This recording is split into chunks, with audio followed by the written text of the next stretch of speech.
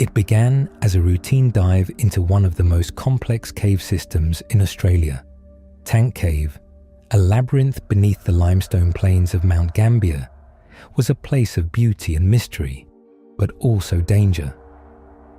On a February day in 2011, renowned cave diver and explorer Agnes Milowka entered its twisting passages with a team. Hours later, she would not return. What happened in those final minutes remains one of the most haunting tragedies in modern cave diving, a chilling reminder of how quickly mastery and experience can meet with disaster. Tank Cave is located on private property near Mount Gambier, South Australia, an area famous for its sinkholes, underground lakes, and extensive cave systems formed by porous limestone. The region is known as a paradise for cave divers, drawing enthusiasts from around the world who come to explore its submerged tunnels and chambers. Yet within this paradise lie deadly hazards. Tank Cave itself is one of the most challenging systems in Australia. Its name comes from two concrete water tanks that sit above the cave entrance, a reminder of its unassuming surface presence compared to the complexity beneath. What lies below is a sprawling, maze-like network stretching more than 10 kilometers, with passages that twist, turn, and overlap in confusing patterns. Many sections are so tight that divers must wriggle through them, turning their tanks sideways or removing gear entirely to progress. Visibility can collapse instantly if silt is disturbed, and the absence of natural light means that without clear guidelines, a diver can become hopelessly disoriented within seconds. Despite these dangers, Tank Cave has fascinated explorers for decades. With careful mapping and meticulous planning, divers have pushed further into its passages, revealing hidden chambers and delicate underwater formations. It is considered a crown jewel of Australian cave diving, a site of great allure, but also one where mistakes are unforgiving. By 2011, Tank Cave's reputation was well established. It was not a place for amateurs, and access was tightly controlled, requiring permits and adherence to strict safety protocols. Even with these precautions, the cave demanded respect. One wrong move, one moment of confusion, could mean entrapment in its cold, silent tunnels. It was into this environment that Agnes Milowka, one of the most promising figures in modern exploration, made her fateful dive. Agnes Milowka was no ordinary diver. Born in 1981 in Melbourne, she developed an early fascination with water and exploration. Her career quickly grew beyond recreational diving, and she became a skilled cave diver, underwater photographer, and passionate advocate for exploration. Known for her fearless spirit and boundless curiosity, she had already gained international recognition by the time she reached her late 20s. She was featured in documentaries, contributed to mapping expeditions, and inspired countless young divers, especially women, by breaking into a field often dominated by men. Agnes was drawn to caves for their combination of beauty and danger. She spoke often about the allure of slipping into an environment few humans had ever seen, a place where every turn could reveal something extraordinary. She was not reckless. She was highly trained, disciplined, and experienced, but she also sought to push boundaries, to go beyond the lines others had already laid. On February 27, 2011, Agnes joined a team dive at Tank Cave. She was familiar with Mount Gambier's caves and had explored Tank before. That morning, the team gathered near the unassuming entrance, preparing their equipment with practiced precision. Each diver checked tanks, lights, and reels of Guideline. They knew Tank's reputation and treated the dive with the respect it demanded. The plan was straightforward: explore known sections of the cave, lay and follow guidelines, and document the dive. Agnes was paired with another diver. Spirits were high as they entered the water, the limestone walls narrowing around them as they descended into the submerged labyrinth. The surface world quickly disappeared, replaced by the muffled silence of the cave. No one could have imagined that only hours later, Agnes would be trapped. At first, the dive proceeded as planned. The team navigated the winding passages, following and extending guidelines that marked the route back to the entrance. The water was clear, and beams from their lights cut sharp paths through the darkness. Tank Cave's beauty revealed itself in intricate rock formations and long, sinuous tunnels stretching ahead like corridors in some alien world. At a certain point in the dive, Agnes and her partner split temporarily, a not uncommon practice in complex caves when divers are working in familiar mapped areas. Agnes moved through one of the cave's tight passages, pushing deeper into the maze. But it was in these same sections that the risks multiplied. Narrow restrictions demanded careful maneuvering, and the ever-present threat of silt meant that one misplaced fin kick could instantly turn the crystal water into a swirling, opaque cloud. At some stage during the dive, Agnes became separated from the main guideline. The exact details remain uncertain, but reports suggest that while negotiating one of Tank Cave's restrictions, she lost sight of the path back. Without a direct line to the exit, a cave diver is in immediate peril. Even with training, the ability to navigate back by memory or instinct in zero visibility is nearly impossible. Time in such situations is brutally finite. Every breath consumes precious air, and every movement stirs more silt. Panic is the greatest enemy, and even the most seasoned divers are not immune to its creeping grip when confronted with the realization that they are lost underground. Agnes searched for the line, but Tank Cave's passages offered no mercy. The tunnels twisted and branched, each one resembling the last. In the confined space, her bubbles ricocheted off the ceiling, adding noise to the suffocating silence. Her lights cut through the murk but revealed only a haze of suspended particles.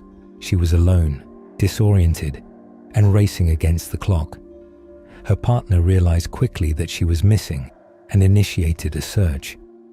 In a cave like Tank, however, finding a lost diver is a desperate challenge. The passages are vast, the visibility fragile, and the risks of getting lost oneself are ever present. Agnes, meanwhile, was struggling deeper inside. At some point, she must have understood the inevitability of her situation. With her air dwindling and her path home blocked, she succumbed to the unforgiving grip of Tank Cave. When Agnes failed to return, the alarm spread rapidly. Fellow divers at the site began immediate search efforts, retracing her likely path and laying additional guideline. Hours of searching, however, yielded nothing. The conditions were punishing. Silt clouds reduced visibility to near zero, and the complexity of the system made systematic searching nearly impossible. News of the accident rippled quickly through the diving community. As night fell in Mount Gambier, efforts intensified, but hope of finding Agnes alive faded with every passing hour. Recovery in such environments is perilous. Divers must weigh the need to bring closure to a family against the risk of adding more casualties to an already tragic situation.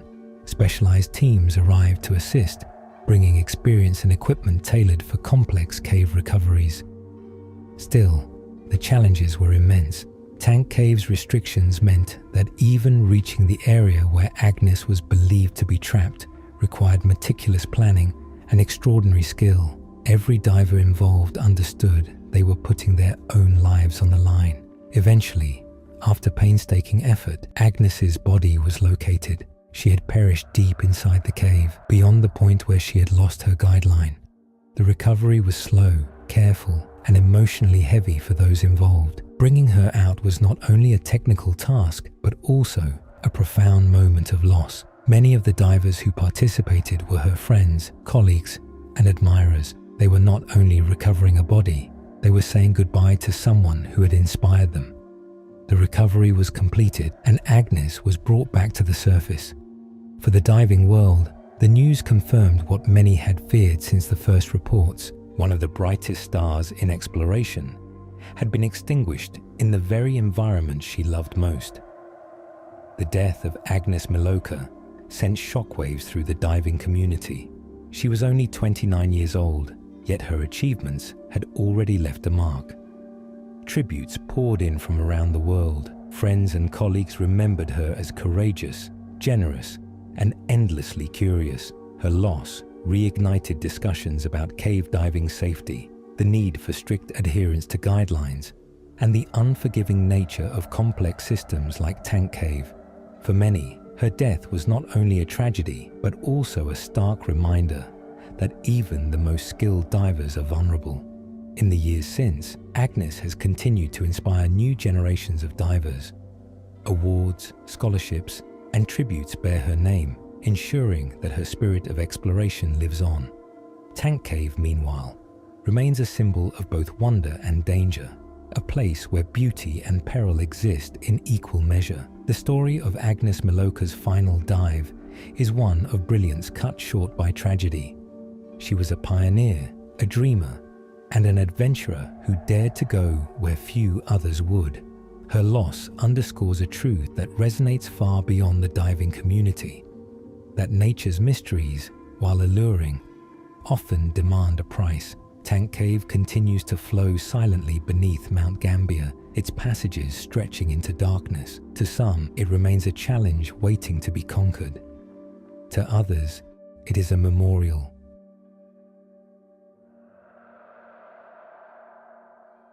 Mill Pond looks peaceful, its surface calm beneath the winter sky. Yet under that glassy water lies a hidden labyrinth, tight, twisting, and merciless. Two divers slipped beneath its surface one February morning, confident and prepared, but they never resurfaced. By the time rescuers gathered on the banks, the pond had already claimed them. Their disappearance was silent but absolute, a reminder that underwater caves offer no second chances. Mill Pond Cave in Cookville, Tennessee, appears unremarkable at first glance. A small wooded pond tucked away in farmland, rippling gently in the breeze. But beneath its surface lies one of the most treacherous environments in the state, a submerged limestone cave system stretching back in passages that narrow, constrict, and twist into the dark. The region itself is shaped by karst geology.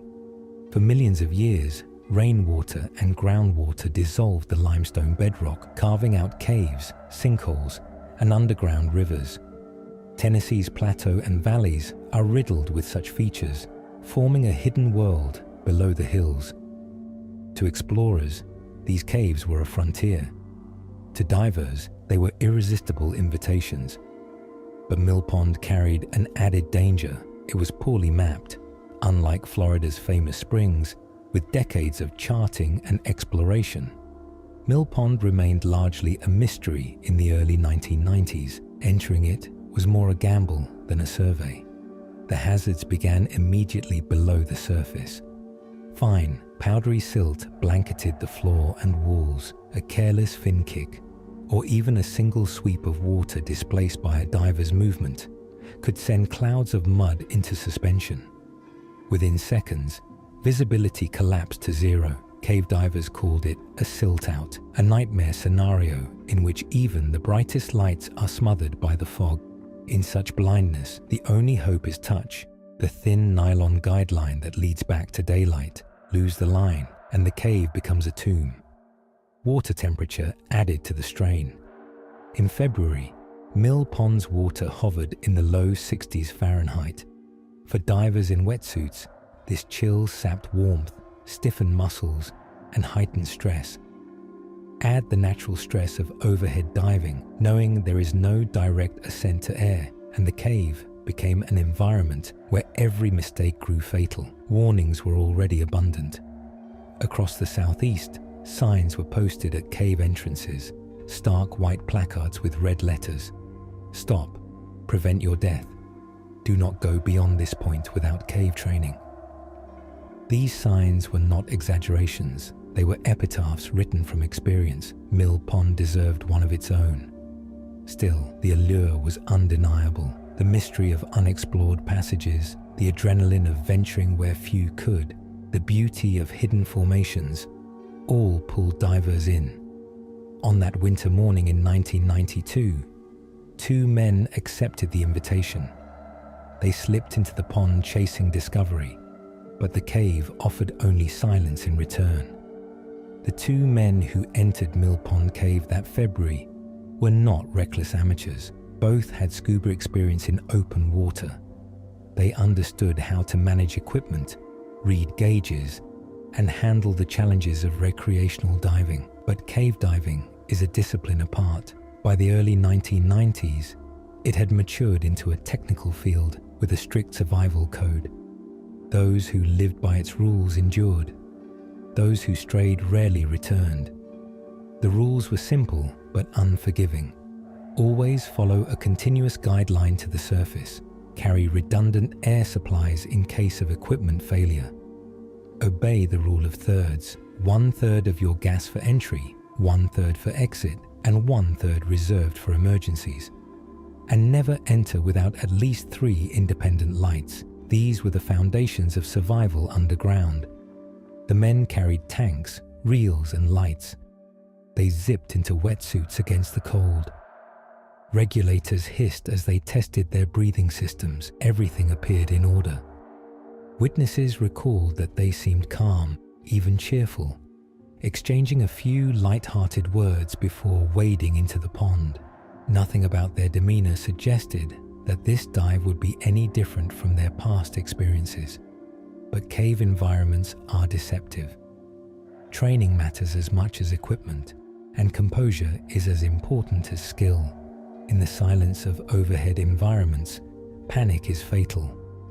Open water divers sometimes carried confidence that didn't translate underground, where the sea offered space and light. Caves offered only confinement and shadow. That morning, as the woods around Cookville stood silent, the men gave their final nods and breaths on the surface.